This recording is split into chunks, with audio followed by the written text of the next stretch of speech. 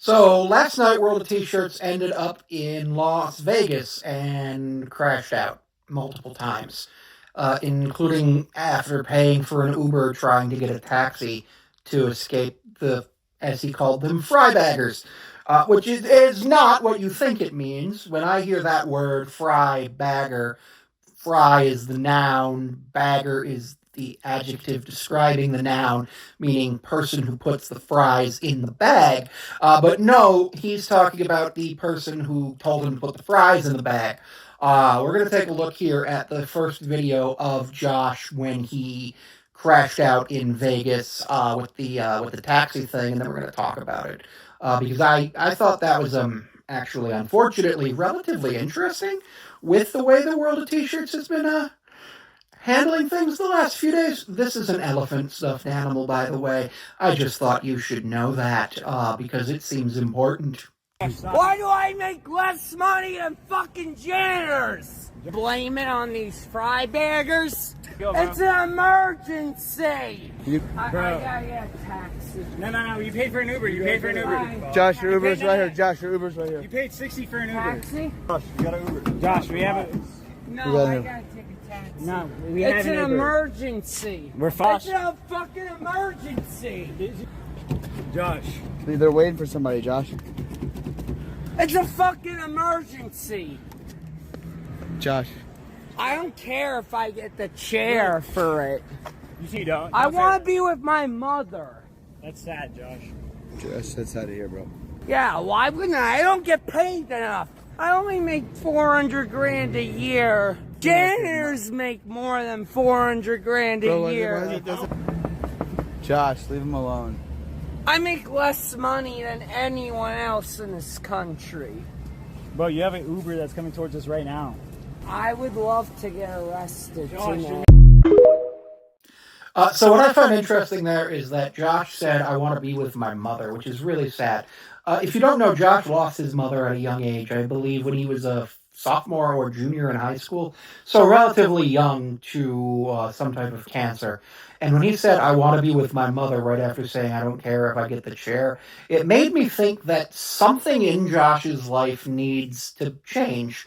And the only way that that's going to change is if he gets some sort of professional help, whether that be through therapy, whether that be through a psychiatrist, a psychologist, whether that be going to rehab. I don't know. I'm not the person who would provide him the professional help.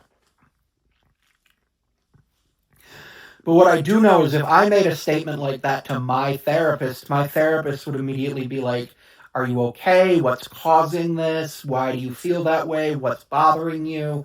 What can I do to help you? And then they would also ask if I was following my, like a safety plan, which is a plan that you have if you have those types of thoughts to avoid them, that you go through steps. And then if you get to the point where those steps don't work, that final step is going to the hospital where you can get proper treatment, which we try to avoid that.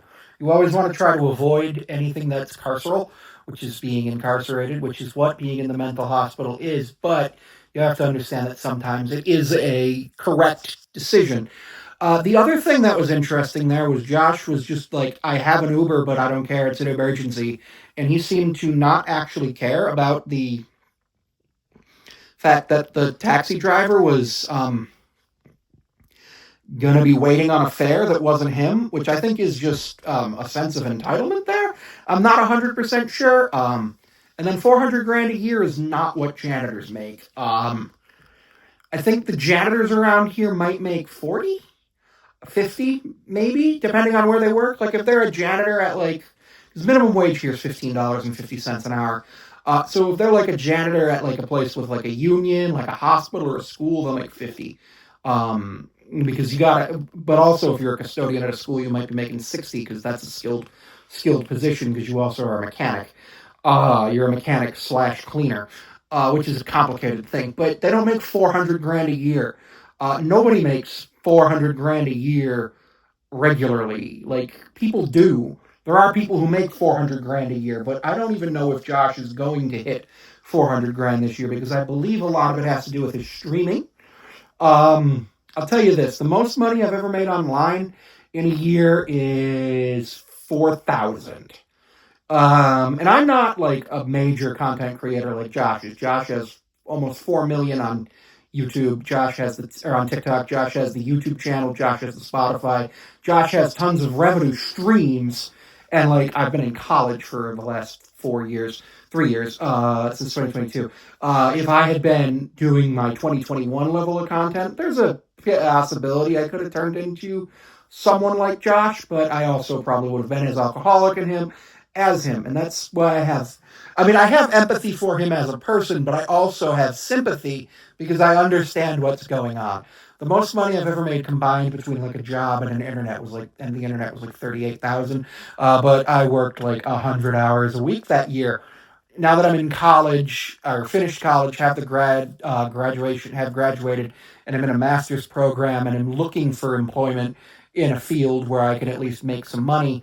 Um, I'm hoping that I'll make about 50 to 60,000 a year, just enough to have a nice little place to myself, a car, and maybe 1 or 2 vacations a year would be nice. And then, like, my goal is by the end of this year to be monetized on YouTube, and by the end of next year to be making enough money to maybe pay for a phone bill and car insurance, so like $500 a month. Is that possible or probable? Maybe. I'm also planning on doing streaming more. I'm probably going to stream House Flippers tomorrow. I don't know. I genuinely don't know. But it worries me with Josh here. Hey, motherfucker, have fun in Mexico. Donald Trump is deporting you, bitch. Have fun in Mexico, loser. Have fun in Mexico. Donald. So this one bothers me a great deal because Josh stated in 2020 and 2024 that he voted for Donald Trump, which I was surprised by in 2020. In 2024, I wasn't surprised. If you voted for him in 2020, I was like, there's probably at least a 40% chance you're going to vote for him in 2024. That's often what happens. If you vote for a candidate and they lose in one election and then they run in the next election, you vote for him again. That's just a thing.